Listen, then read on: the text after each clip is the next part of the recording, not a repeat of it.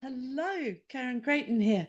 Today I thought I would share with you a little bit about my fasting ladder.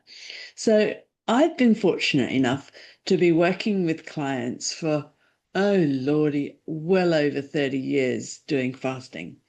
And I know how hugely beneficial fasting can be when you follow the right guidance, because if you don't have the 4Ds, which is my detoxification protocol, I've got another video about that.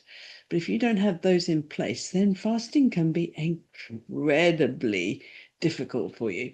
But today, in this video, I just wanted to talk about the the ladder, the fasting ladder, and why it is so hugely beneficial. So I'm just going to share my screen with you.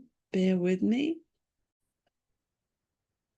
Okay, so the fasting ladder is a methodical, step-by-step approach to intermittent fasting designed to help you achieve sustainable weight release, hormone balance, and cellular repair.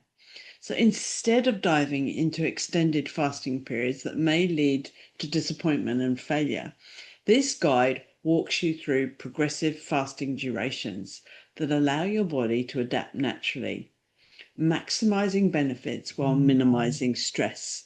Now, as you know, it is really important if you are trying to release weight, you need to minimize the stress. All weight gain is caused by a stress response. And if you've ever heard me talking, you'll know what I mean. So basically, the stress response can be everyday stresses, but there can be hidden stress as well. So hidden stress like parasites, bacterial infection, fungal infection, chemicals, heavy metals. There are so many. But basically, we need to minimize stress. So you can do from overnight stress, so 12-hour fasts, to 72-hour experiences. Each rung on the ladder serves a specific physiological purpose on your journey to optimum health. And let's face it, we all want optimum health. So I just wanted to go through a few of the reasons why many people fail with fasting. So most people just jump in head first or feet first to really get them on the fasting, and so they intend to do a 48-hour fast or a 72-hour or more. And some people can just get through it with sheer willpower, but it's really, really difficult. And so it's basically a good idea to prepare yourself, just like you wouldn't go and run a marathon without doing some preparation and training. Fasting is the same. If you really want to get really good results that just keeps getting better and better, what will happen if you go into fasting too fast? What happens is, of course, is you might appear to get really good results, but your body's gone into stress. And so consequently, those results aren't maximized. So we're trying to really maximize your results with this. So what can happen is if you've got metabolic inflexibility, what can happen is you can go back into storing more fat, which is complete opposite of what we really want to do. It can really muck up your hormones.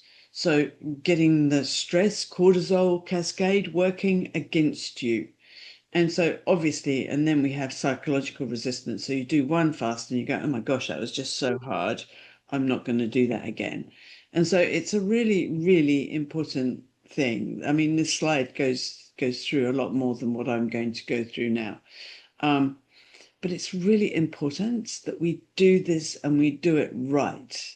And what I really want you to do to understand is how fasting, when done properly, it is one of the most powerful physiological interventions, but also it helps our mental health too. You don't need a prescription, any special equipment. apart from maybe if you're going to do a fast with broth, but when you do it properly, it can really trigger a cascade of hugely beneficial responses that most of us never really experience in our world of 24/7 food availability.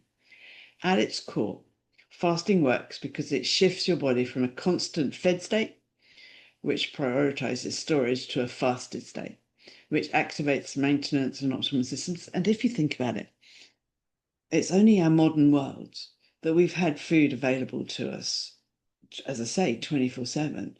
So consequently, our body hasn't had time to adapt to that. But what it has had time is adapting to fasting, because we have always done it through need and also through targeted fasting. So modern history tells us that we have actually been using fasting for generations and eons as a way of keeping ourselves healthy. That's why some of the religious orders do specific fasting. And so basically, we've had to survive periods without food, but it actually enables our body to repair. And so that's why I really wanted to focus on this and how it's vital that we do it in a certain way. So the secret to sustainable fasting is all about really building it step by step. It's like a training. Like I said, when we train our physical body, we don't go headlong into lifting 50 kg weights. We go in and we start with small amounts and then we build up. And it's the same with fasting. Please, please, this is really, really important. So the principle for each rung is for being able to climb to the next. So each step of the ladder gives you your body time to upregulate the enzymes and the cellular machinery needed for efficient fat burning and autophagy activation. And it also gets your hormones in harmony. But also, if we talk about the 4 Ds of detoxification, we just do the first ones. The first one is drainage. So the first one of basically making sure that your liver, your kidneys, your skin, your lungs, your bowels are all working at optimum. Because if they're not, then basically everything's going to go to custard. So that's why the 4 Ds and this fasting ladder are vital for us getting healthy and well and getting healthier. I don't like to say weller because it's not very good English, but basically being on the road to constant improvement. And that's always been my ethos with health, is it's all well and good having, you know, being symptom free, which is wonderful, of course. But just imagine your vitality, your energy gets better and better as we move through the decades of our life, instead of deteriorating through the decades of life. And this is what all of this is about helping you to attain better and better health. So if we go through the various stages of the 12-hour fast, so the 12-hour fasting is basically, it's what most of us do, apart from those people who get up in the middle of the night, have to have something to eat because their blood sugars are so dire. But if you do the 12-hour fast, it's it's what I consider quite insignificant, because I start people off on a 16-hour fast. But basically, if you look at 12 hours, it's means that you finish your evening meal by 8 p.m. and you don't eat again till 8 a.m. It basically allows your body to start healing itself. So your insulin levels decline, which signals your body is starting accessing stored energy from fat. It'll start that. And so basically, your liver glycogen, so stored glucose, begins to deplete, preparing your body for fat burning phase. Digestive organs receive a valuable rest time, supporting gut health and reducing inflammation. growth hormone secretion increases, supporting tissue repair. Now, I would say this though, if you do it for a bit longer, as I say, your 18-hour window, you get much more of that. So your insulin levels decline even more, the glycogen gets depleted even more, your digestive organs have a lot more rest time, and your growth hormone secretion increases. And so that supports tissue repair and maintenance. So if you choose the 12-hour window that works for your schedule, from 7 till 7 or 8 to 8, drink water, herbal teas, black coffee during your fasting period. You can do that. But if hunger strikes in the evening, try brushing your teeth as a signal that eating time is over. Practice this consistently for 3 weeks before you consider doing the next step. So I'm actually talking about 18-hour window as a general rule, but if you wanted to start with 12 hours, then that's absolutely fine. So just remember that we have to do our own way of doing it and not what other people think. So, okay, 24 hours. Now, this is where you really start getting into some really effective techniques. So 24-hour fast is basically digestive reset and metabolic flexibility. So once you've got comfortable with the 12 to 18-hour overnight fast, the second run of the fasting ladder introduces just a bit more powerful intervention. So this duration is called, I also get clients to do dinner to dinner. So you finish your dinner at 8 o'clock, and then you have dinner the next night about 7:30, 8 o'clock. So you've got your 24 hours. So it's very easy to do, actually. As long as you drink lots of water and have herb teas, then you're going to be absolutely fine. So the first 12 hours, as we've talked about, and then 12 to 18 hours, insulin levels drop significantly and fat oxidation increases. Your body begins producing ketones in small amounts as an alternative fuel. And then we've got 18 to 24, digestive enzymes get a complete rest, while autophagy, so cellular cleanup, begins to increase. Growth hormone levels rise significantly, supporting tissue repair and preserving lean muscle mass. The 24-hour fast provides your digestive system a complete reset, and there is a lot more that goes on within this, but it improves your gut biome. So it's a really interesting one. It's basically when the intestinal lining can start really repairing. So it's a lot of people have reduction in bloating and fewer food sensitivities if they do regular 24-hour fasts. So I recommend doing 24-hour fasts weekly when you're on your program. So on my Fast Track to Health program, that is, and it provides substantial benefits while allowing plenty of recovery time. And as you increase, then you might want to do two 24-hour fasts weekly, but not within the 48-hour period, if you see what I mean. But you'll see what I mean by that in a minute. And so it's a really, really hugely beneficial thing to do. And so, damn.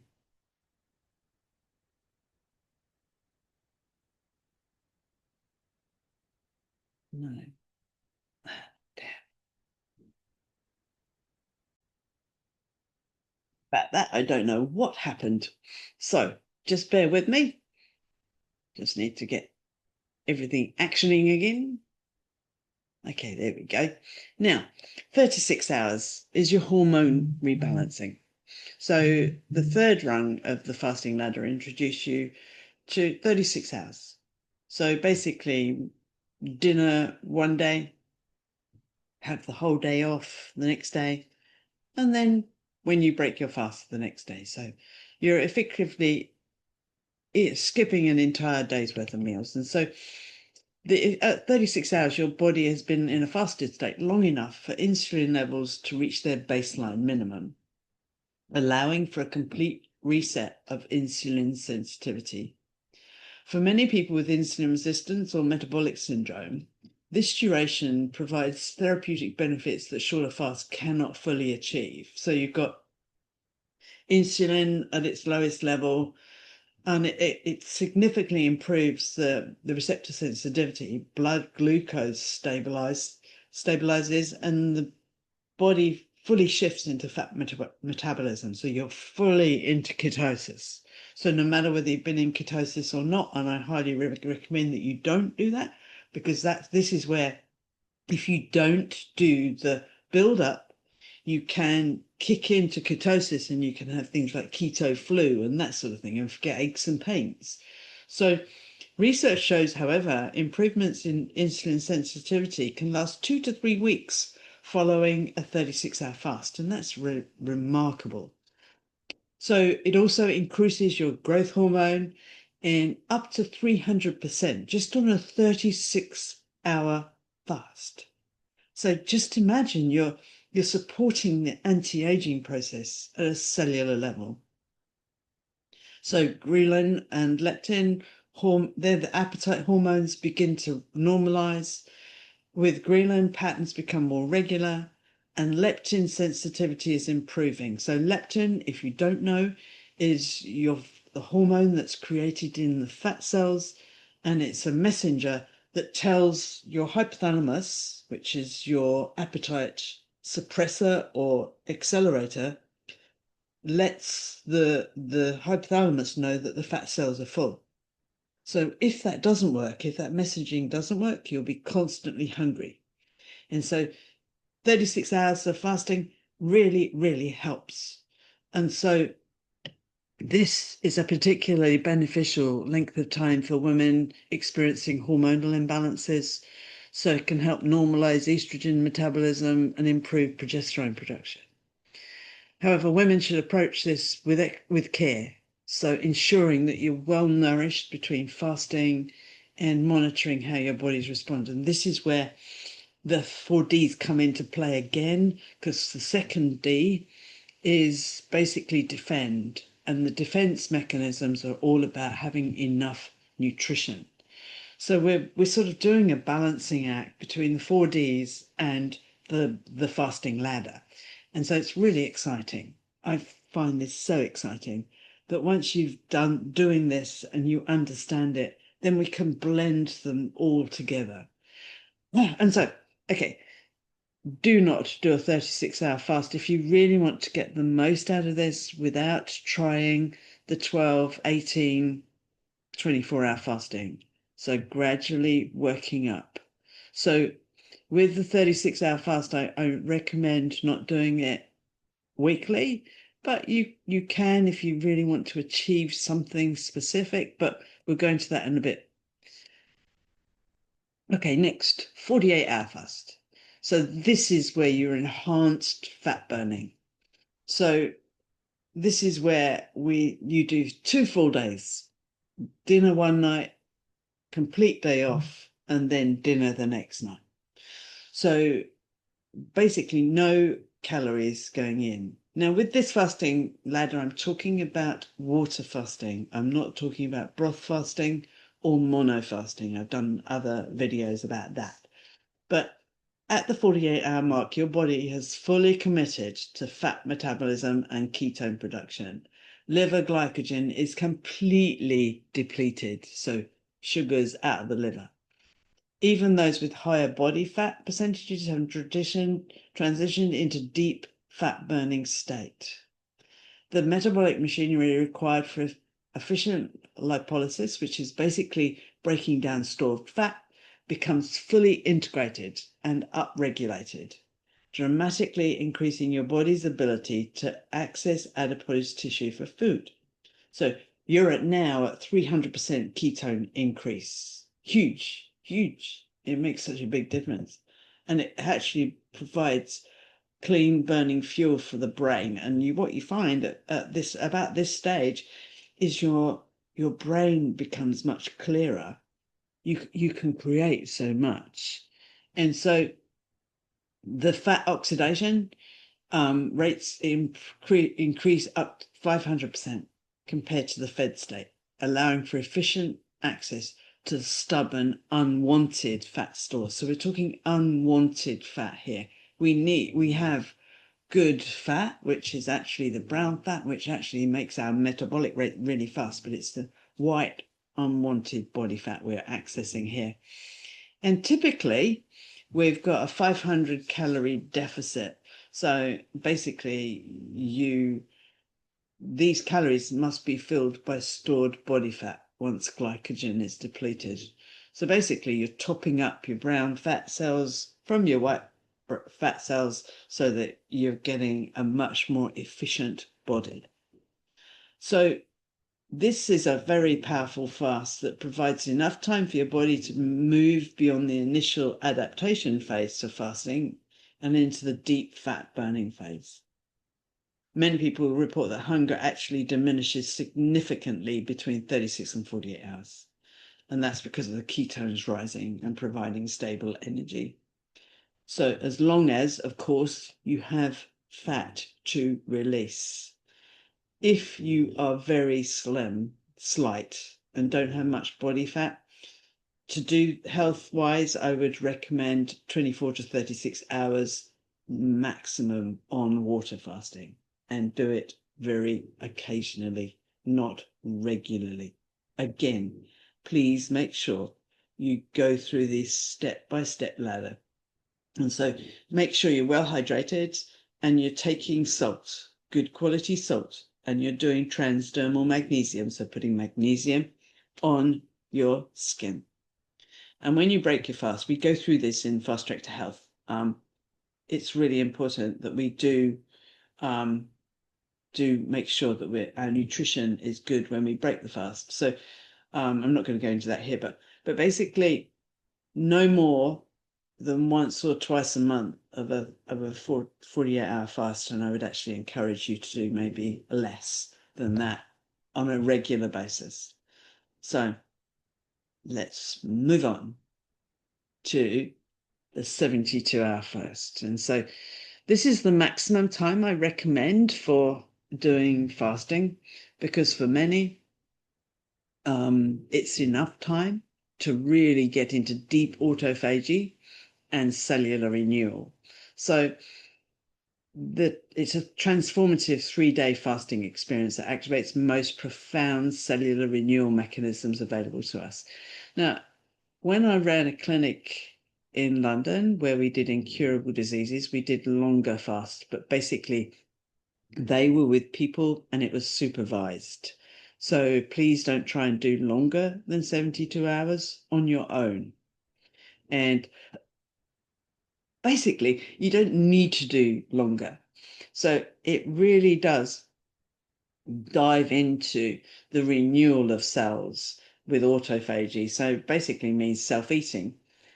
It's your body's cellular recycle program. During this process, damaged cells are removed and misfolded proteins and dysfunctional mitochondria in the cell are identified, broken down, and either eliminated or repurposed. So while autophagy begins in shorter fasts, so 24 hours, research indicates the most dramatic increase occurs after the 48-hour mark and peaks around 72 hours. So it's really amazing for really upregulating your immune system, and that's through stem cell activation. So this is where stem cell activation really kicks in. It's actually going from the 48 to the 72 hour. That's where stem cells are raging. Significant reduction of inflammation markers through the body. You should get that anyway when you're doing a program like mine, but basically your inflammation will really start healing. So what we're also doing is removing of unwanted, what they call senescent zombie cells that contribute to aging. Excuse me. Metabolic flexibility that persists for weeks after the fast. Weeks, literally. And potential for breaking through healing plateaus in chronic conditions. So what you're doing is you're doing a cellular cleanup, your resource recycling, so your amino acids and building blocks from broken down cellular materials recycled, which preserves your muscle mass again. So And renewing activation, so stem cell activity is incredibly increased. So, however, please don't do the 72-hour fast without preparation, because if you have the preparation in place, you will get much, much better results. And so it's not appropriate for everyone, by the way, 72-hour fast. If you're pregnant, underweight, as I said, got certain medical conditions, or breastfeeding, do not do 72-hour fasts. And if you've had an eating disorder, avoid this length of time. It's really, really important. So that's basically the going through the various different stages of the ladder. So basically, this is where deep autophagy at 72 hours, 48 hours enhanced fat burning, 36 hormonal rebalancing, 24 digestive reset, 12 to 18 overnight fat burning. And as long as you're not overeating with junk food or anything like that, then basically we should be a fat burning machine. But most of the time, the reason that we're not a fat burning machine is because what we're putting into our mouths and also what we're surrounded by. So a lot of the things, because of the way our bodies work, is if we aren't sort of letting go of weight, we're either overeating, we're eating the wrong food, we're under a huge amount of stress, and it will be the stress component is the initiator. And as I've said before, the stress comes from many aspects of our lives. But basically, looking at the fasting, so basically what we've gone through is this this slide. If you're interested in these slides, please let me know. But basically, what I'm trying to say here is please be aware that when we have a plan and we use fasting as part of that plan and we do the 4Ds, then the results that we can get from this whole system are absolutely phenomenal. And I am so excited about this because this is a new part of my Fast Track to Health program. And I hope you're as excited as I am, because basically fasting as a tool is just phenomenal. And so are the 4Ds. And if you haven't seen my 4D video, please go and have a look. Thank you so much for watching. And I really, really appreciate if you could please like, and if you feel you would like to, share this video so that I can get more people into better health and well-being. And if you'd like to have a look at my courses and my programs, then please follow me at KarenCreighton.com. Thanks for watching. Bye for now.